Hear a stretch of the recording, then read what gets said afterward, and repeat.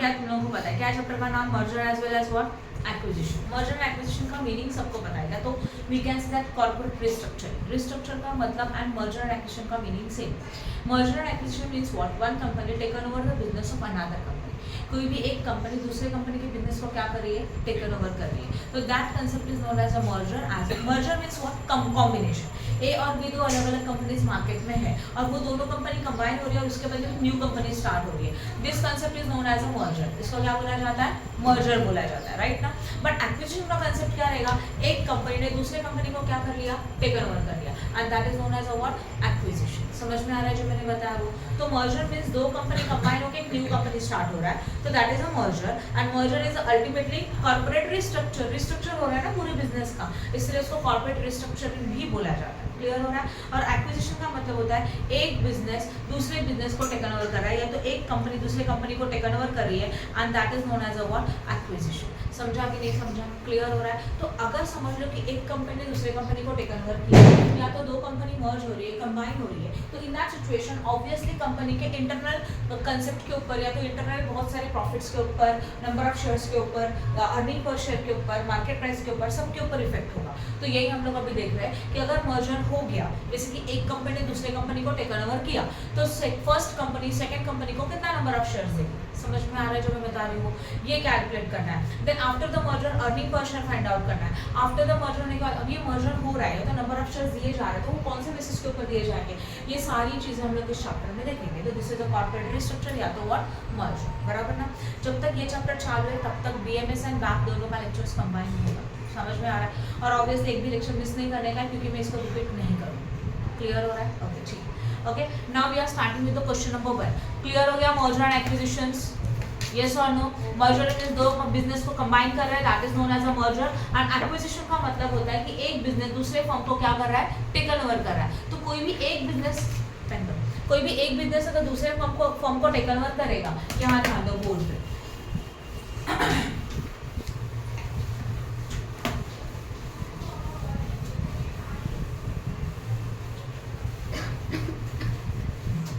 समझ लो company A is there and company B is there.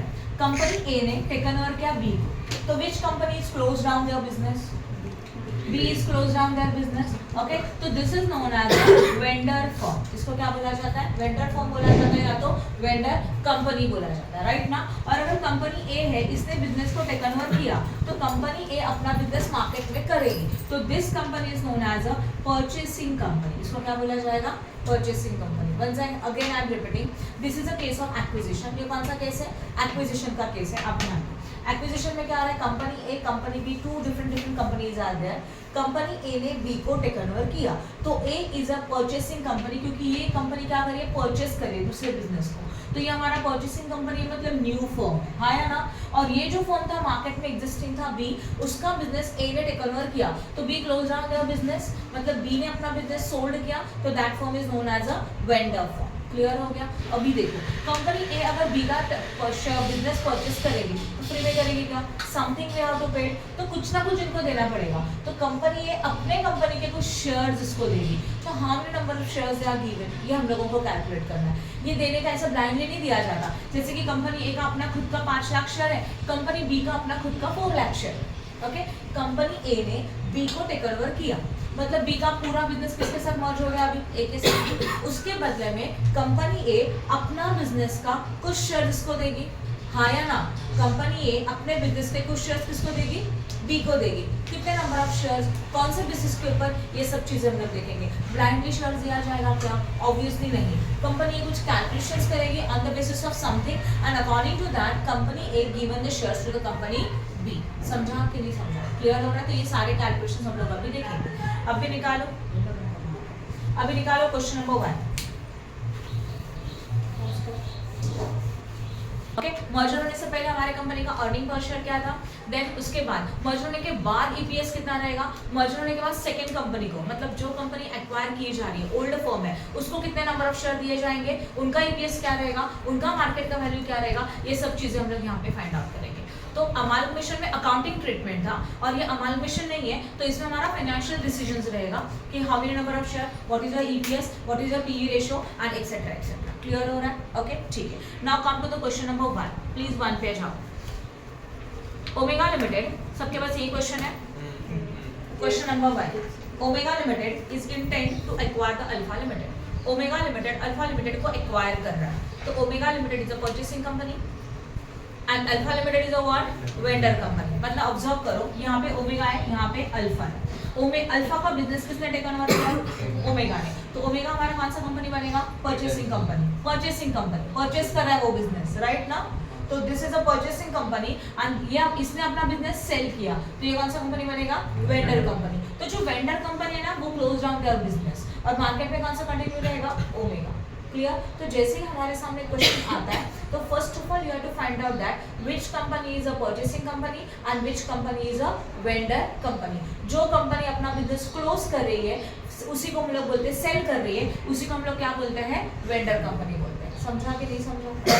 और जो कंपनी अपना बिजनेस परचेस कर रही है उसी को क्या बोला जाता है? परचेसिंग कंपनी बोला जाता है। किसी और का बिजनेस परचेस करे उस, राइट ना? तो Omega limited is intending to acquire the Alpha limited by merger. Merger के अकॉर्डिंग एक कंपनी दूसरे कंपनी को टेक ओवर कर रही है and the following information is available in the respect of the company. जो इन्फॉर्मेशन हमारे पास अवेलेबल है उसके हिसाब से कुछ डेटा अवेलेबल है। क्या है देखो, omega limited and Alpha limited, number of equity shares 10 lakh and what 6 lakh. How many number of equity shares है? 10 लाख है। एक का शेयर कितना है? 6 लाख से, ठीक है? उसके बाद earning after tax. Earning after tax का मतलब होता है, अर्निंग आफ्टर टैक्स का मतलब समझते हो? Profit after tax. इसी को बोला जाएगा नेट प्रॉफिट आफ्टर टैक्स। तो सारे एक्सपेंसेस वगैरह माइनस करने के बाद, टैक्सेस माइनस करने के बाद हर एक कंपनी का जो अर्निंग है वो देकर रखा है 50 lakh as well as 18 lakh. Then market value per share 42 as well as 26। तो market value per share is known as a MPS. MPS को क्या बोला जाएगा? मार्केट वैल्यू बोला जाएगा। और मार्केट वैल्यू हमारे पास देके रखा है, कितना देके रखा है? 42 as well as 28। Then required what is a present EPS of both the companies। क्या कैलकुलेट करना है हम लोगों को? Present EPS। प्रेजेंट EPS का मीनिंग समझते हो? Present earning per share. तो इसके लिए आपको अर्निंग पर शेयर का फॉर्मूला पता होना चाहिए, ठीक है? मैं बताऊंगी। उसके बाद what is the present price earning ratio, that is PE ratio for the both the companies. तो दोनों कंपनी के हम लोगों को PE रेशियो भी फाइंड आउट करना है। देखो क्वेश्चन में ना टिपिकली यही क्वेश्चंस पूछे जाते हैं ईच एंड एवरी क्वेश्चन में। तो this is your full fledged question. इनमें से कभी कुछ पार्ट पूछेंगे या तो सब कुछ पूछेंगे। पहला क्या पूछा था? What is the EPS what before merger या तो एक्विजिशन। मतलब ओमेगा ने अल्फा को एक्वायर करने से पहले हमारे दोनों कंपनी का अलग अलग EPS कितना था, अर्निंग पर शेयर कितना था, first question. Then before merger they say that find out the PE ratio, price earning ratio। इसका भी एक जस्ट फॉर्मूला है, उस फॉर्मूला को अप्लाई करेंगे तो आंसर मिल जाएगा। नेक्स्ट वन, पॉइंट नंबर 3 देखो, if the proposed merger takes place. अब सच में मर्जर हो गया, what would be the new EPS? New EPS क्या रहेगा फॉर ओमेगा लिमिटेड? तो ओमेगा लिमिटेड जो परचेसिंग कंपनी है और परचेसिंग कंपनी ने अल्फा को टेकन ओवर किया, तो अल्फा को टेकन ओवर करने के बाद नाउ ओमेगा लिमिटेड का EPS कितना? तो again we have to find out the EPS after the merger. Concept clear हो रहा है? मर्जर होने के बाद वापस फाइंड आउट करने का earning per share and assuming that merger takes place by the exchange of equity share and हम लोग इक्विटी शेयर को एक्सचेंज कर रहे हैं, उसके थ्रू मर्जर हो रहा है एंड द एक्सचेंज रेशियो, जो एक्सचेंज करने का जो रेशियो है that is based on the current market price. This line is very important क्योंकि जब भी देखो ध्यान देना, परचेसिंग कंपनी जब अपने कंपनी के कुछ शेयर्स वेंडर को दे रही है, मतलब ओमेगा ने अपनी कंपनी का कुछ शेयर्स अल्फा कंपनी को दे दिया, राइट ना? तो ऐसे सिचुएशन में जो शेयर्स इशू किया जाता है ना, उसके लिए भी एक रेशियो होता है और वो रेशियो दो चीज़ों के ऊपर डिपेंड हो सकता है, एक तो मार्केट प्राइस या तो अर्निंग पर शेयर। तो यहाँ पे उन्होंने क्या बोला है? एक्सचेंज रेशियो किसके बेसिस के ऊपर है? मार्केट प्राइस के बेसिस के ऊपर आपका एक्सचेंज रेशियो है, ठीक है? तो उसके बेसिस के ऊपर आपको एक्सचेंज रेशियोस फाइंड आउट करना है, how many number of shares find out करना है, एज वेल एज उसके बाद का EPS भी निकालना है। Okay, next one, what should be the exchange ratio? Again, what is the exchange ratio? If Alpha Limited want to ensure the same EPS to the member before the merger takes place, मतलब alpha limited ये चाहती है कि merger होने के पहले जितना EPS था उतना ही EPS मर्जर होने के बाद भी होना चाहिए। तो again we have to find out the exchange ratio on the basis of the EPS। समझा? तो एक्सचेंज रेशियो मेरे पास दो बेसिस के ऊपर होता है, एक मार्केट प्राइस के बेसिस के ऊपर एंड एक अर्निंग बेसिस के ऊपर, अर्निंग पर शेयर के बेसिस के ऊपर। तो पॉइंट नंबर 3 में हम लोगों को एक्सचेंज रेशियो लेने का है मार्केट प्राइस बेसिस के ऊपर एंड पॉइंट नंबर 4 में एक्सचेंज रेशियो लेने का है कौन सा बेसिस के ऊपर? अर्निंग पर शेयर बेसिस के ऊपर, ठीक है? चलो करें सॉल्व, यस और नो। जो गिवन डेटा है पहले गिवन डेटा को कॉपी कर लेते हैं। क्या क्या गिवन डेटा मुझे फटाफट बताते जाओ। तो हम लोग को सम सॉल्व करने के लिए क्वेश्चंस आपके पास ऑलरेडी सामने रहेगा। क्वेश्चन नंबर 1 कर रहे हैं हम लोग। ओमेगा लिमिटेड का डेटा देके रखा है as well as what Alpha का देके रखा है। पहले क्या देके रखा है बोलो, नंबर ऑफ शेयर्स। कितना है number of shares? 10 lakh as well as what 6 lakhs। Then profit after tax कितना? 50 lakhs 50। हां ओके, तो this is the profit after tax, मतलब net profit after tax 50 lakhs और 18 lakhs 1880 18 lakh। Next one market value per share market per value per share MPS कितना? 4228 this is the data which is given in the question. हाँ या ना, ये आपको दिया है। अब सबसे पहले आपको पॉइंट नंबर 1 लाइन वाइज जाएंगे। पहले क्या पूछा था? Point number 1 EPS before, bracket में लिखेंगे बिफोर मर्जर। हाँ या ना? तो मर्जर से पहले दोनों कंपनी अलग अलग थी, तो दोनों कंपनी का अलग अलग ईपीएस फाइंड आउट करना होगा। अब सबसे पहले इसके लिए आपको चाहिए ईपीएस का फॉर्मूला, राइट ना? तो पहले हम लोग लिखेंगे यहाँ पे ओमेगा लिमिटेड। ओमेगा लिमिटेड का हम लोग ईपीएस निकाल रहे हैं। ईपीएस का फॉर्मूला है EPS is equal to profit after tax minus preference shares dividend divided by number of shares. ये हमारा फॉर्मूला है और ये आपको याद होना ही चाहिए। मैं एक्सप्लेन कर देती हूँ प्रॉफिट आफ्टर टैक्स होता क्या। आपको पता है बिजनेस में सेल्स होता है, सेल्स में से सारे एक्सपेंसेस माइनस करेंगे, सारा expenses fixed variable any type of expenses minus के आपको मिलेगा profit before depreciation before tax. कुछ याद आ रहा है? ऐसे वर्डिंग्स हम लोगों ने पहले भी सीखे थे, बराबर ना? ये ऐसा प्रॉफिट है जो बिफोर डेप्रिसिएशन है और क्या है? बिफोर टैक्स, राइट है? इसमें से हम लोग माइनस करेंगे पहले डेप्रिसिएशन, फिर आपको मिलेगा profit before tax. Depreciation minus हो गया ना, तो प्रॉफिट बिफोर टैक्स, फिर उसमें से माइनस किया जाता है व्हाट? टैक्स, एंड फिर आपको मिलेगा profit after tax. This is a profit after tax, यहाँ पे यूज होगा, बराबर है?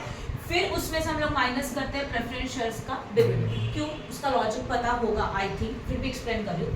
प्रॉफिट आफ्टर टैक्स एक ऐसा प्रॉफिट है कि सारे एक्सपेंसेस सारे टैक्सेस पेड होने के बाद कंपनी के हाथ में, कंपनी के पास जितना प्रॉफिट रिमेनिंग है उसको बोला जाता है प्रॉफिट आफ्टर टैक्स। तो ऑब्वियसली जितना प्रॉफिट बचा है उसमें से कंपनी अपने शेयर होल्डर को डिविडेंड पेड करेगी। यस और नो? कंपनी अपने शेयर होल्डर को क्या पेड करेगी? डिविडेंड पेड करेगी। यस, जब कंपनी अपने शेयर होल्डर को डिविडेंड पेड करेगी तो वो डिविडेंड कितना होना चाहिए और कैसे होना चाहिए? लिसन ना, जो भी डिविडेंड दिया जाएगा सबसे पहले किसको दिया जाता है? प्रेफरेंस शेयर्स को दिया जाता है, बराबर ना? तो जितने भी हमारे प्रेफरेंस शेयर्स है उन लोगों को हम लोग क्या पे करेंगे? डिविडेंड पे करेंगे। ये लॉजिक भी समझ में आया, राइट? तो सबसे इसीलिए जितना प्रॉफिट अवेलेबल है उसमें से सबसे पहला प्रेफरेंस होता है प्रेफरेंस शेयर होल्डर को, इसके लिए उनका डिविडेंड दिया जाएगा और वो डिविडेंड पे होने के बाद जो प्रॉफिट रिमेनिंग जो भी बचेगा और उस प्रॉफिट से हम लोग इक्विटी शेयर को डिविडेंड देंगे। हाँ या ना? इसीलिए इस अमाउंट को बोला जाता है amount available to equity share. सही है ना? इस अमाउंट को क्या बोला जाता है?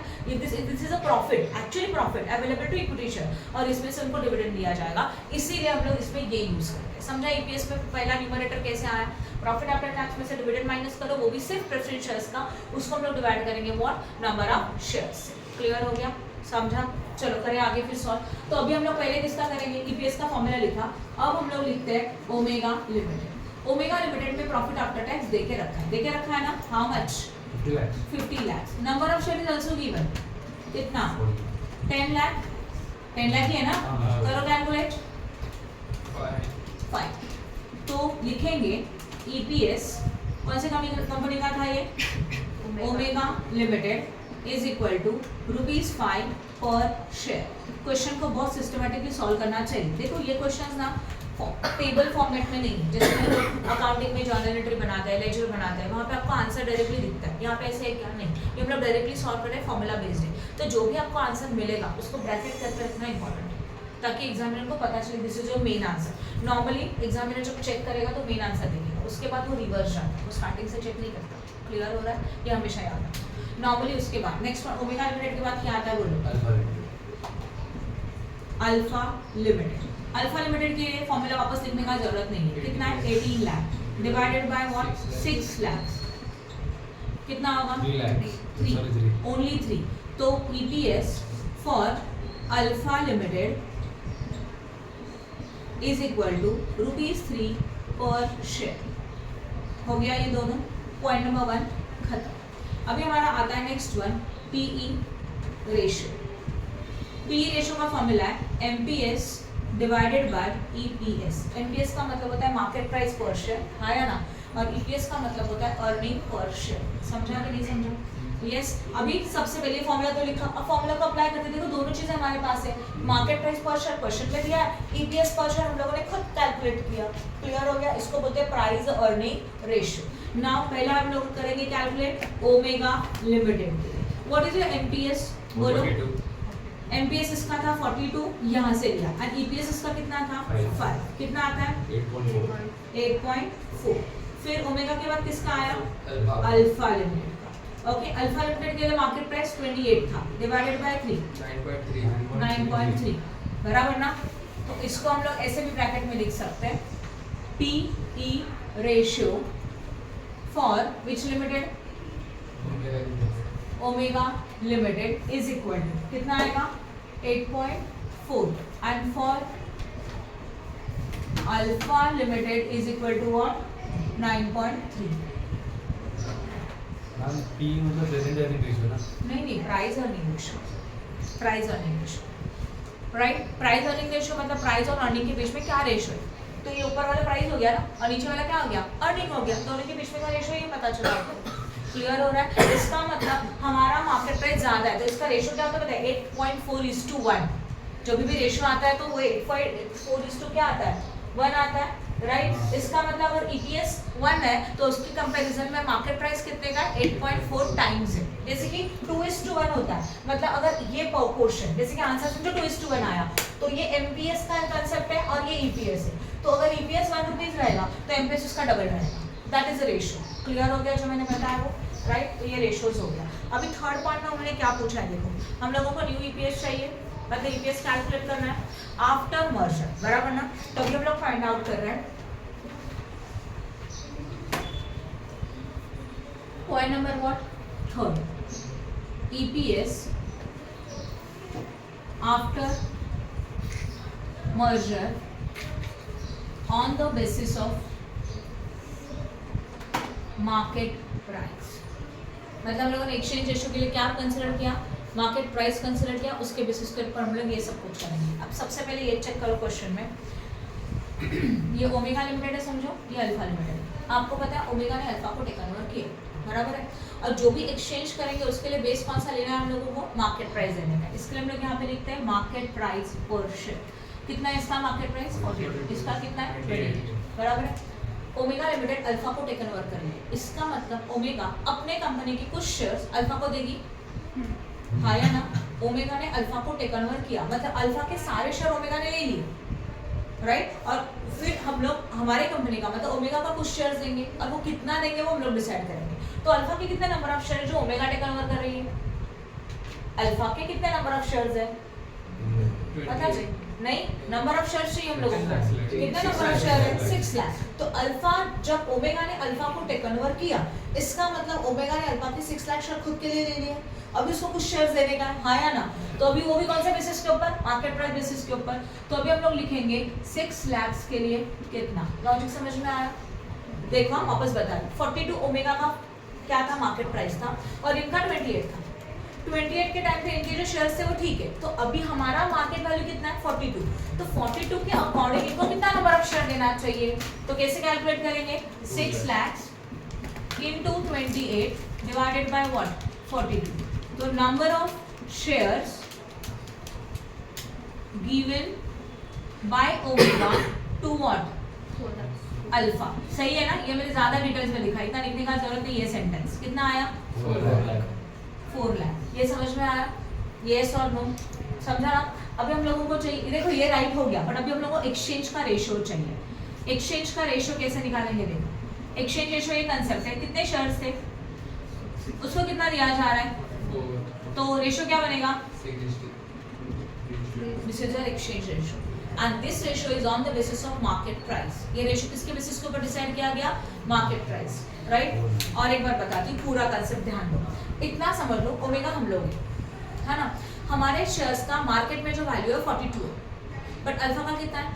28 है। अभी हम लोगों ने मतलब ओमेगा ने अल्फा को टेक ओवर किया, तो हम लोगों ने अल्फा के 6 लाख शेयर्स दे दिए।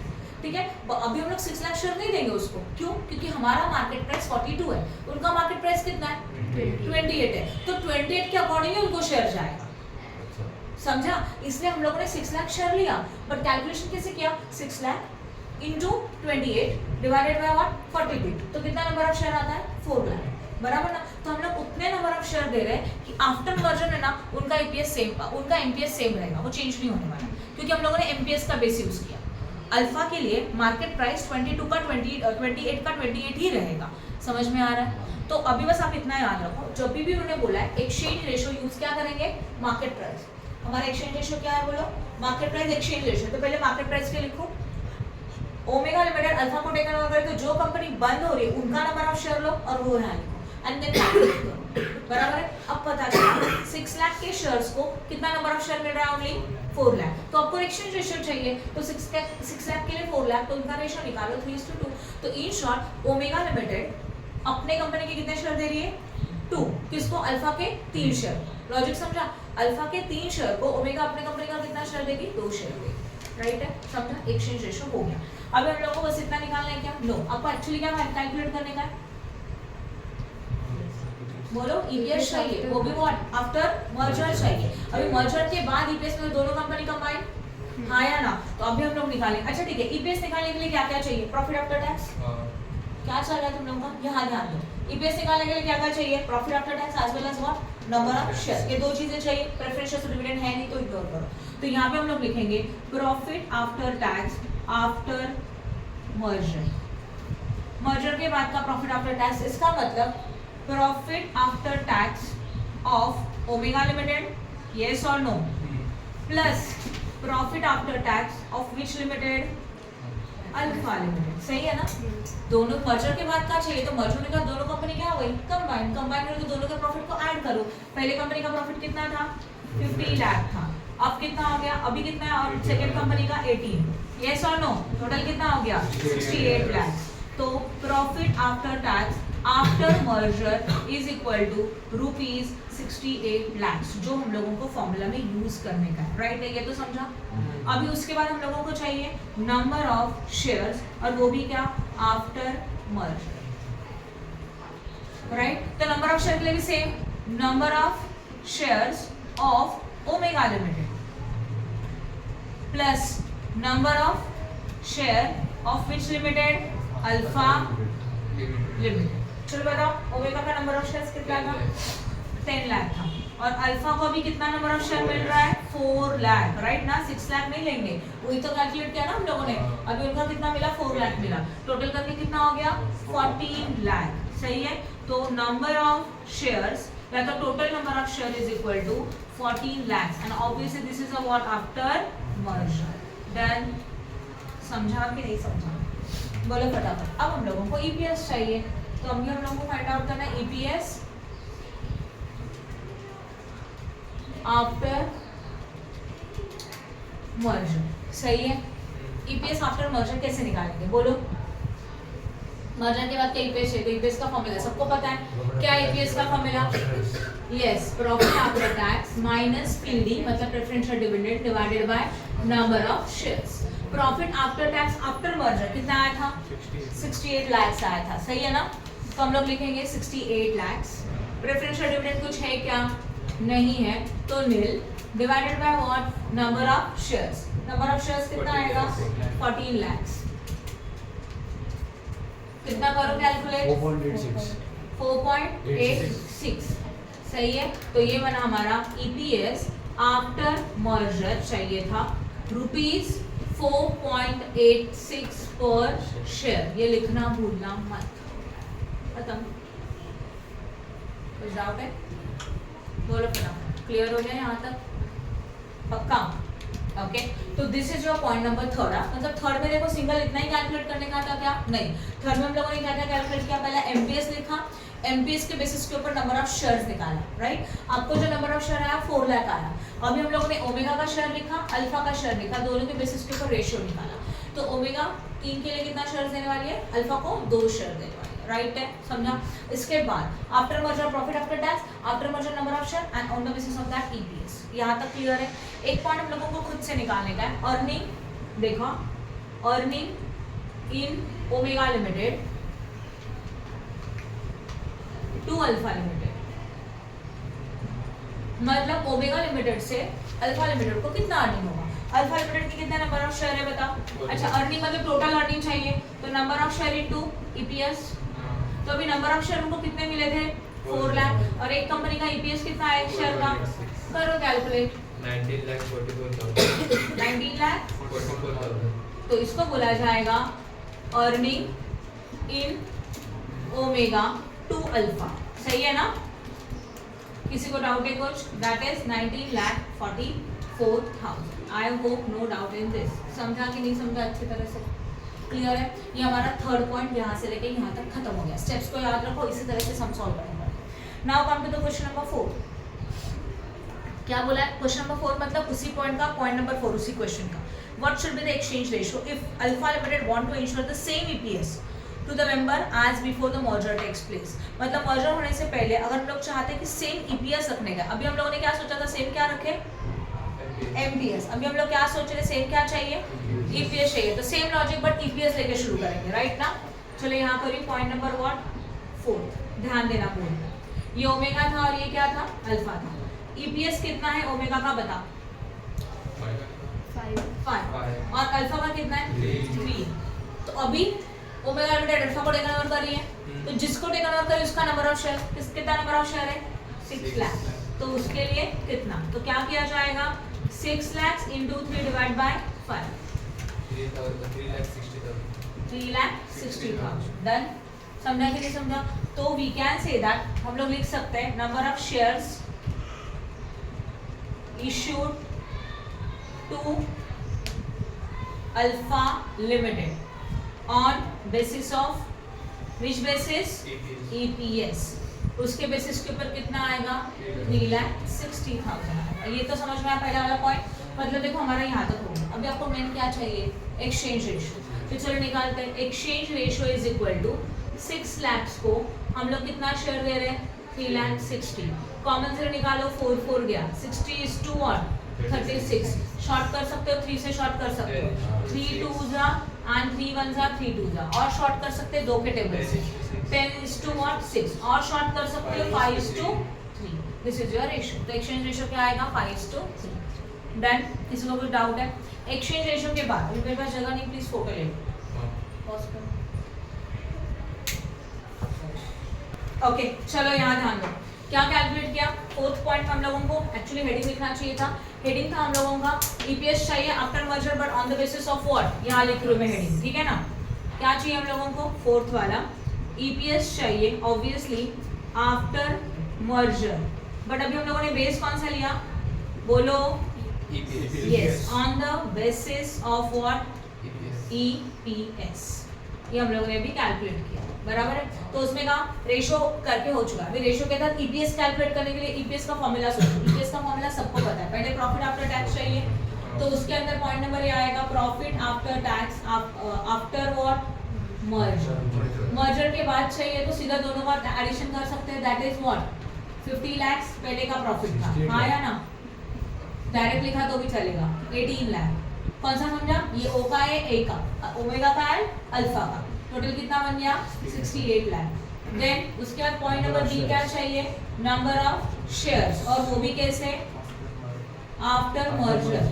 प्लीज इसको पहले वाले फॉर्मूला से कॉपी मत करना, ये चेंज होता है, पता है ना? क्यों? क्योंकि पहले के नंबर ऑफ शेयर कितने थे? 10 लाख थे। बट अभी according to this ratio shares कितना आया? 3,60,000। तो अगर आप यहाँ से कॉपी करेंगे तो रॉन्ग हो जाएगा, बराबर है? तो अभी आया 3,60,000। टोटल हुआ 13,60,000। किसी को कुछ डाउट है इसमें? पक्का समझा? किसी को ये डाउट है ना ये शेयर्स क्यों लिया? अभी हम लोग कर रहे हैं EPS after merger but on the basis of EPS, बराबर ना? ईपीएस को बेस लिया था, तो ईपीएस को जब बेस लिया था तो नंबर ऑफ शेयर कितना? 3,60,000 आया। तो मर्जर होने के बाद अल्फा को उनकी कंपनी का कितना शेयर मिलेगा? ओनली 3,60,000। और ओमेगा का अपना खुद का शेयर था 10 lakh. 10 lakh plus 3,60,000 we have to consider 13,60,000। अब हम लोगों को चाहिए ईपीएस, और वो भी कैसे चाहिए? After merger. तो फॉर्मूला सबको पता है, profit after tax minus preferential dividend divided by number of shares. Profit after tax है हमारे पास 68 lakhs, right? Then minus preferential dividend. What is your preferential dividend? नहीं है, तो नील आएगा. Divided by number of share 13,60,000. करो 5%. तो EPS after merger is equal to ₹5 per share. ये समझ में आया? अभी इसको हम लोग सोचेंगे कि अल्फा लिमिटेड को टोटल अर्निंग कितना हुआ ओमेगा से, राइट ना? तो लिखेंगे अर्निंग इन ओमेगा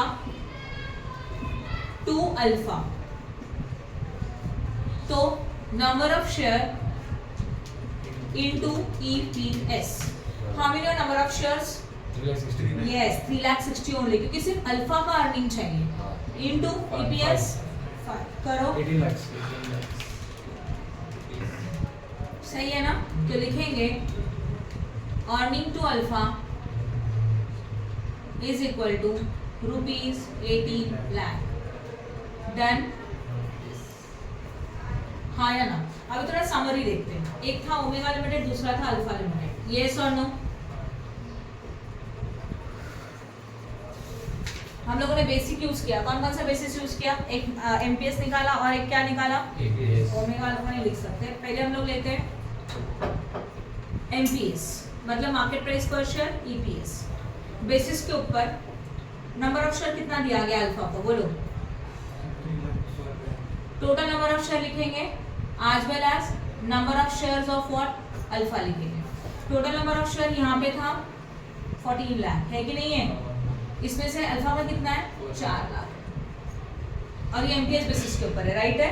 और EPS बेसिस के ऊपर सोचो 13,60,000 टोटल है. और ये कितना है? 60. तो अल्फा के लिए कौन सा बेस्ट है? कहाँ पे नंबर ऑफ शेयर ज्यादा मिल रहा है? तो MPS is best for alpha, क्योंकि MPS में उसको नंबर ऑफ शेयर ज्यादा. समझा कि नहीं समझा? हाँ, तो नीचे लिखेंगे exchange ratio. Exchange ratio based on the MPS is a beneficial to the shareholder of alpha because the number of shares of alpha is greater than the number of shares of what?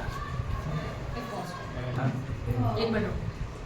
Studying the possible acquisition. अभी हम लोग कर रहे हैं question number 2.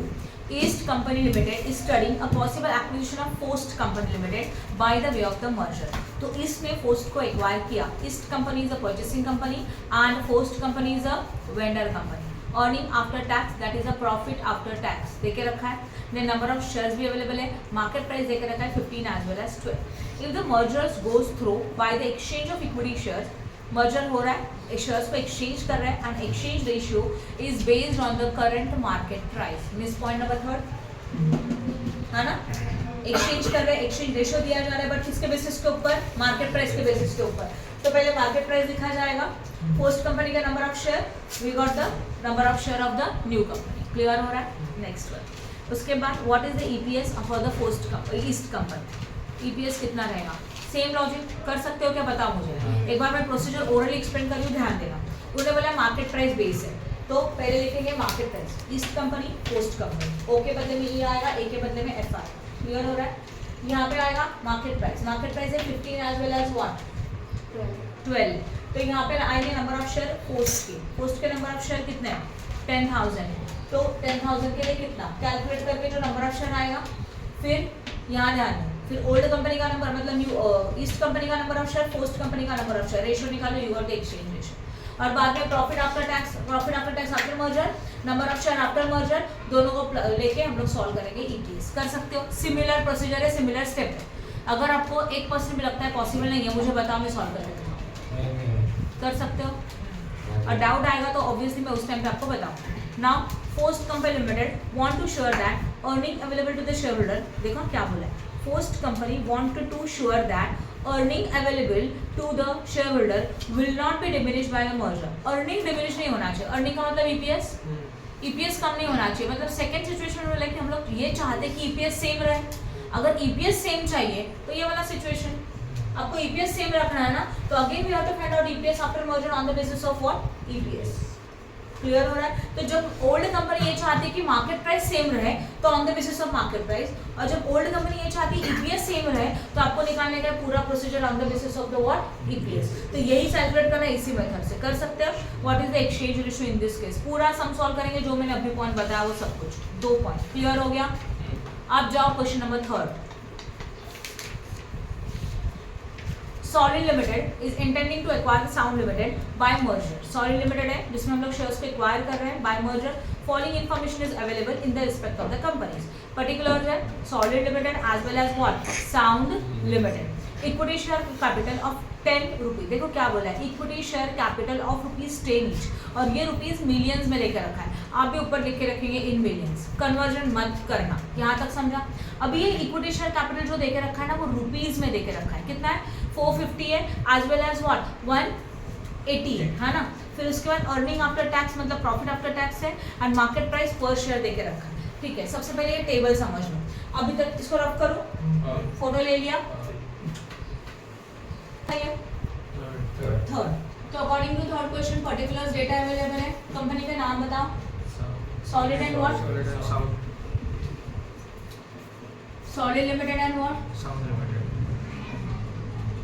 Okay. इसमें आपको क्या दिया है, इक्विटी शेयर कैपिटल दिया है, हाँ या ना, at the rate of ₹10 each बोला है, और वैल्यू कितना है 450 है, as well as what 180 right है। फिर क्या दिया है, profit after tax that is earning after tax, कितना अमाउंट है 90 आर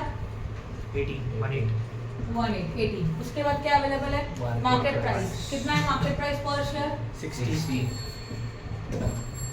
1660 और 37. अब यहाँ ध्यान दो, हम लोगों को सम सॉल्व करने के लिए चाहिए नंबर ऑफ शेयर्स। क्वेश्चन में नंबर ऑफ शेयर्स दिया है क्या, नहीं, कैसे नहीं पता चला, इक्विटी शेयर कैपिटल दिया है और वो भी यहाँ पे बोला है एट द रेट ऑफ ₹10 पर शेयर, बोला है कि नहीं बोला है, राइट। तो ये जो डेटा है वो रुपीज में डेटा है, उन्होंने बोला भी है रुपीज इन मिलियन दिया है ना, तो ये डेटा रुपीज में है। तो नंबर ऑफ शेयर कैसे निकालेंगे, नंबर ऑफ शेयर्स के लिए चाहिए capital divided by what value per share, हाँ या ना। अभी लिखने का जरूरत नहीं है, फिर भी मैंने आपको ब्रैकेट में लिख के दिया है। कैपिटल कितने का था 450 का था, नंबर एक शेयर का वैल्यू कितना है 10, how many number of shares 45, समझ रहा है। यहाँ पे भी 180 डिवाइडेड बाय 10, तो नंबर ऑफ शेयर कितना आएगा 80। तो this are your number of shares, ये लेके आप सम को सॉल्व करेंगे, बराबर है, नहीं समझा। दिस इज द कैपिटल 450, जैसे कि 5 लाख रुपीस 5 लाख है, तो एक नंबर ऑफ शेयर निकालने के लिए क्या करते हो, एक शेयर की वैल्यू से डिवाइड करते हो, तो 450 को डिवाइड बाय 10 किया, you got total 45 shares, yes और no. 45 number of share obviously in millions ही है, कन्वर्जन करने के लिए जाएंगे तो बहुत कंफ्यूजन होगा, बेटर है पूरे सम को स्टार्ट करने से पहले ऐसे लिख के रखो इन मिलियंस, राइट है, और फिर पूरा सम सॉल्व करो, तो आपको जो नंबर दिया वही लेने का है। किसी को कोई डाउट है क्या, समझा सबको अच्छी तरह से। तो these are the what number of shares, clear हो गया। चलो आगे करें, what is the present EPS of both the companies, कर सकते हो। ईपीएस का फॉर्मूला क्या है, प्रॉफिट आफ्टर टैक्स, मतलब profit after tax 98 divided by number of share 45, you got the EPS, done. समझा कि नहीं समझा। देन उसके बाद what is the present price earning ratio, present price earning ratio मतलब अभी का पी रेशियो चाहिए, तो उसके लिए formula MPS divided bye EPS, वो भी आप कर सकते हो, जो हम लोगों ने फर्स्ट क्वेश्चन किया था ना, same. Then if proposed merger takes place, what would be the new EPS for the Solid Limited, अगर मर्जर हो गया तो सॉलिड लिमिटेड का ईपीएस कितना, assuming that merger takes place by exchange equity share and the exchange ratio based on the current market price, same wordings है। हम लोगों को ईपीएस निकालने का आफ्टर मर्जर ईपीएस निकालने के लिए क्या क्या इन्फॉर्मेशन दिया हुआ है चेक करो। सबसे पहले आफ्टर मर्जर ईपीएस चाहिए, हाँ या ना। आफ्टर मर्जर ईपीएस के लिए हम लोगों को क्या क्या बेस लेना पड़ेगा, क्या बेस लेने के लिए बोला है, मार्केट प्राइस की ईपीएस मार्केट प्राइस। तो पॉइंट नंबर 3 पहले क्वेश्चन का उसके हिसाब से सॉल्व हो जाएगा। And what should be the exchange ratio if Sound Limited wanted to ensure the same EPS, अभी हम लोग चाहते हैं कि ईपीएस सेम रखें, तो बेसिस को क्या लेगा, बेसिस में हम लोग को ईपीएस लेना पड़ेगा। Point number 4 of the question number 1, समझ में आया, similar, good.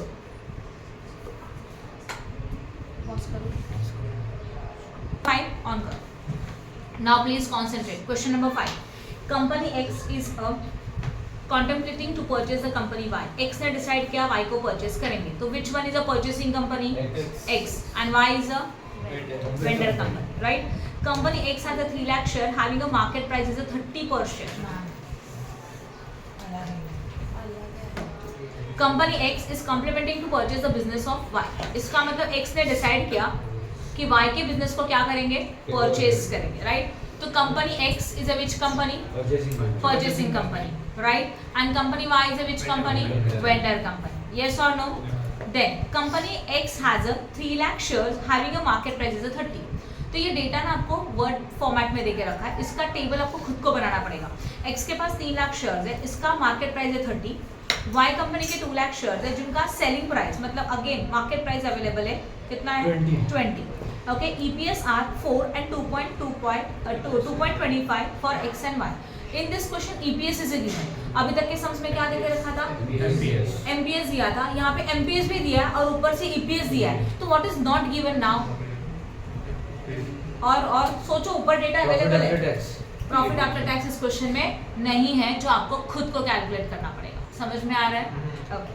Then management of both the companies are discussing proposals for the exchange of shares proportionally related to the earning per share of the two companies. Obviously हम लोगों को earning per share निकालने का दोनों companies का, calculate the EPS after the merger is implemented. और हम लोगों को EPS कैलकुलेट करना है मर्जर के बाद, बराबर ना? Yes or no? समझा कि नहीं समझा? मैनेजमेंट ने डिसाइड किया कि अर्निंग बेसिस के ऊपर दोनों को एक्सचेंज करेंगे. तो एक्सचेंज करने के लिए रेशियो भी कौन सा यूज करेंगे? अर्निंग पर शेयर, राइट है? चलो करें सॉल्व. अब सबसे पहले जो गिवन डेटा है ना उसको कॉपी कर देते हैं और जो मिसिंग है उसको फाइंड आउट करते हैं. This is a question number 6 as well as what? 5th और 7th. ओके, ध्यान दो. एक के बुक में क्वेश्चन नंबर 5 है, किसी के बुक में क्वेश्चन नंबर 7 है. यहाँ लिखा पर्टिकुलर्स, कंपनी के नाम बताओ. X as well as Y. यहाँ पे उन्होंने क्वेश्चन में पहले ही बोला है नंबर ऑफ शेयर्स. बोलो X का नंबर ऑफ शेयर कितना है? 3 लाख है. Y का नंबर ऑफ शेयर कितना है? 2 लाख है. उसी के साथ मार्केट प्राइस उसी वक्त देके रखा था. MPS कितना है? 30 एज वेल एज 20. EPS भी देके रखा है 2.25. अभी हम लोगों को मेन चाहिए रहता है प्रॉफिट आफ्टर टैक्स. उसके अलावा हम लोग सम सॉल्व नहीं कर सकते, राइट ना? तभी ये सोचो प्रॉफिट आफ्टर टैक्स तो है नहीं, बट एक्स्ट्रा क्या देके रखा है? EPS. EPS का फॉर्मूला क्या है? चेक करो. EPS is equal to profit after tax. Preferential dividend है नहीं लिखा तो भी चलेगा. Divided by what? Number of shares. अगर मैं सोचूं X के लिए तो X का EPS कितना है? बोलो. X लिमिटेड, ध्यान दो. X का अभी फॉर्मूला वापस देख लो. EPS is equal to PAT divided by number of shares. EPS है हमारे पास 4, PAT पता नहीं है, बट इसके नंबर ऑफ शेयर्स है 3 लाख, राइट है? अब ये 3 लाख यहाँ पे जब क्या हो जाएगा? मल्टीप्लाई. यहाँ पे डिवाइड है, यहाँ पे मल्टीप्लाई. तो 4 into 3 lakh is equal to profit after tax. 4 3 12 कितना हो जाएगा? 12 lakh is equal to profit after tax. तो हम लोगों को क्या चाहिए था? Profit after tax. मिल गया. समझा कैसे कैलकुलेट किया वो? तो चाहिए तो टेबल में लिख दो ऊपर जाके, ताकि आपको सम सॉल्व करने के लिए यूज हो जाए. प्रॉफिट आफ्टर टैक्स आपको मिल गया पहले का 12 लाख. अगर सेकंड का निकालना है Y लिमिटेड का, तो सेम लॉजिक. EPS है 2.25 है कि नहीं है? इक्वल टू PAT पता नहीं, बट नंबर ऑफ शेयर्स कितने हैं? 2 लाख है. तो आएगा 2.25 into 2 lakh is equal to profit after tax. बोलो 4 लाख व्हाट? 50,000. तो मिल गया 4,50,000. अब आप जो चाहिए सब कुछ निकाल सकते हो. सही है? क्वेश्चन में क्या पूछा? EPS को बेस ले लो, उसके बेसिस के ऊपर एक्सचेंज रेशियो निकालो. तो EPS को बेस लेने का तो पहले आपको क्या लिखना पड़ेगा? EPS. हाँ या ना? किसका? X और Y का. कितना था? 4 and 2.25. हम लोग Y को टेकन ओवर कर रहे हैं, तो Y के कितने नंबर ऑफ शेयर है? 2 लाख. उसके लिए कितना? राइट है? नंबर ऑफ शेयर मिल जाएगा. आप खुद करोगे, सॉल्व मत करना. पर एक्सचेंज रेशियो करोगे. एक्सचेंज रेशियो के बाद PAT आफ्टर टैक्स, दोनों का मतलब profit after tax after merger, number of share after merger and EPS after merger. सब खत्म. क्लियर हो गया? पूरा करने का ओनली एक बेसिस पे पर कर सकते हो. Question number this, question number 6. अब कौन सा सम दिया था? 11 का क्वेश्चन नंबर है. PQR लिमिटेड है. चेक करो, क्वेश्चन नंबर 11 है PQR. अगर BMS के बुक में है तो ठीक, नहीं है तो PDF ओपन करो.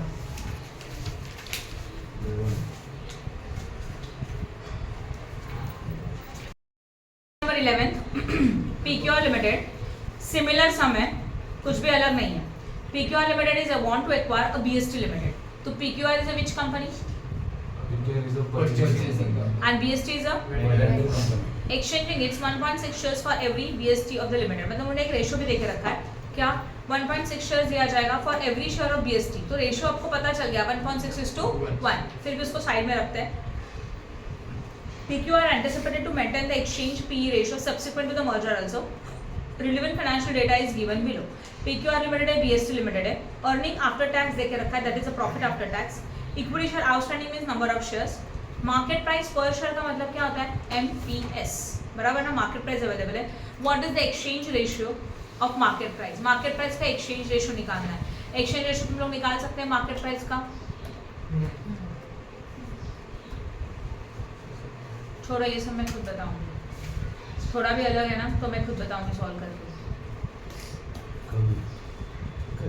Obviously कर, अभी तो हो नहीं सकता. Wait, now come to the question number 1515. Sigma Limited मिला